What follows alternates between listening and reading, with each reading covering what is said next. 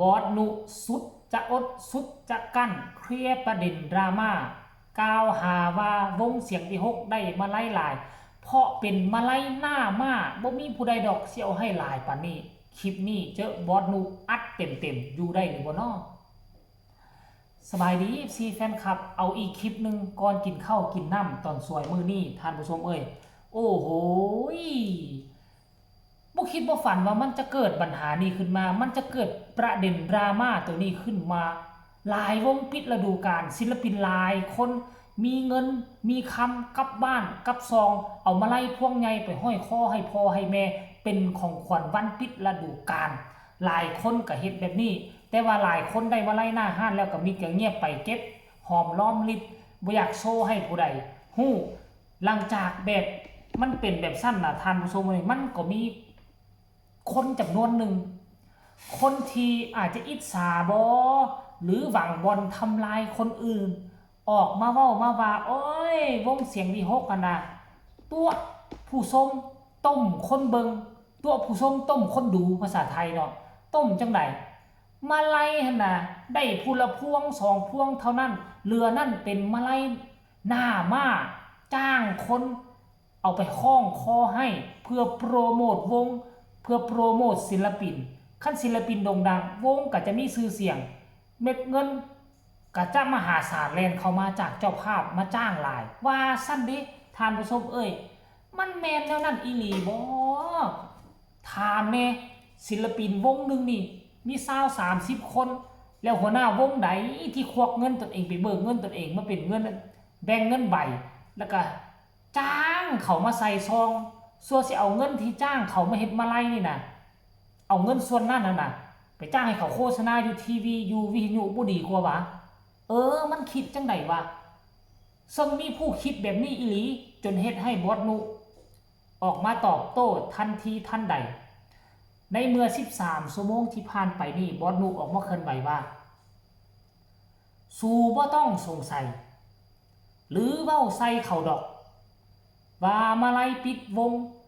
ว่าเด็กน้อยเขาได้มาไล่หลายแท้หรือหน้ามาว่าซั่นเด้ฟังเด้อฮัดยินดีนำคนเด้อพ่อแม่มึง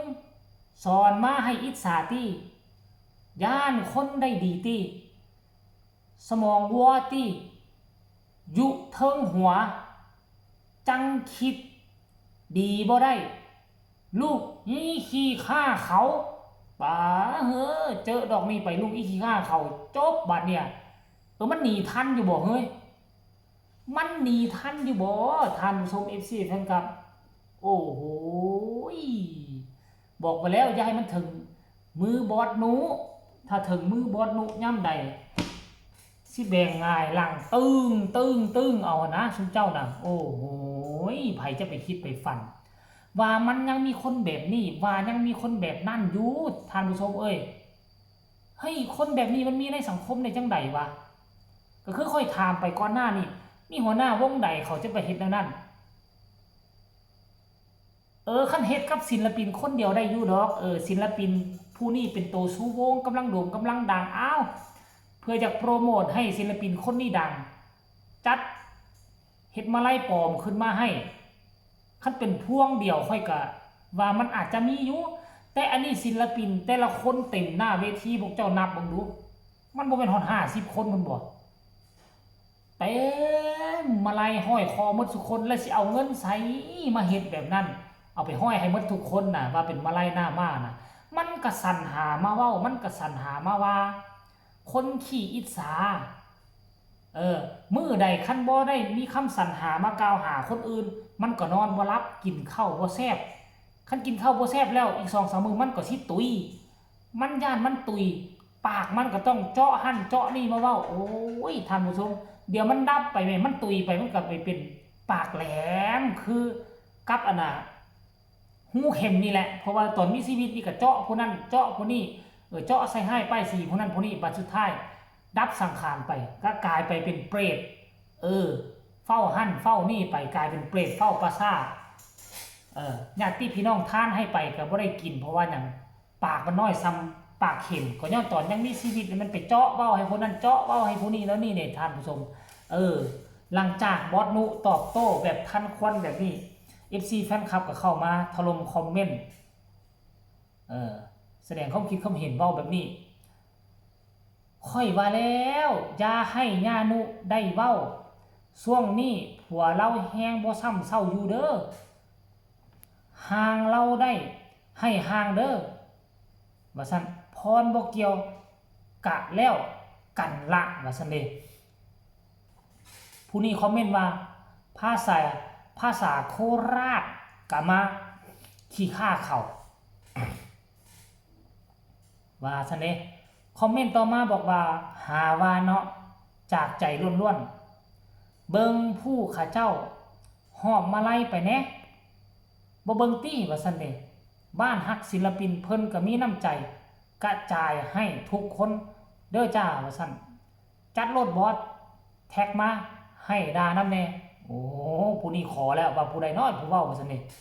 เว้าถูกแล้วลูกว่าซั่นผู้นี้บอกว่าอดสาวาแน่ว่าซั่น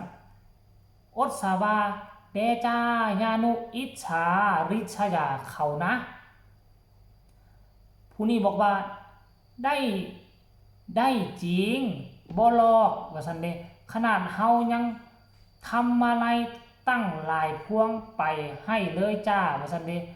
บ่แม่นหน้ามาอีหยังเด้อว่าซั่นของจริงจ้ากลัวจะทำได้แต่ละพวงต้องใส่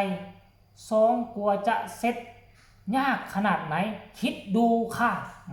FC แฟนคลับเข้ามาผสมหงนำผู้ต่อมาก็บอกว่ายินดีกับทุกคนจ้าว่าซั่นผู้นี้ก็บอกว่ามาไล่หน้ามาจังไดเนาะว่าซั่นเด้ผู้นั่งเฮ็ดมาไล่จนเมื่อยแถมยอดเงินก็เพิ่มขึ้นมาทุกมื้อขนาดถือมาไล่ไปฮอดหน้าห้านแล้วยังมีคนมาเพิ่มยอดแตกแซวอยู่หน้าห้านคือบ่มาเบิ่งแน่เนาะจ้าขอเชิญให้มาเบิ่งซะเอาเป็นคอมเมนต์สุดท้ายว่าจังไดนี่ถ้าเป็นโคก FC น้องเยอะว่าซั่นเด้สมัยรัตนะแล้วว่าซั่นเฮายังเป็น FC น้องน่าฮักนิสัยดีมาไล่น้องของจริงว่าซั่น FC แฟนคลับการันตีจริงพอฮักแม่ฮัก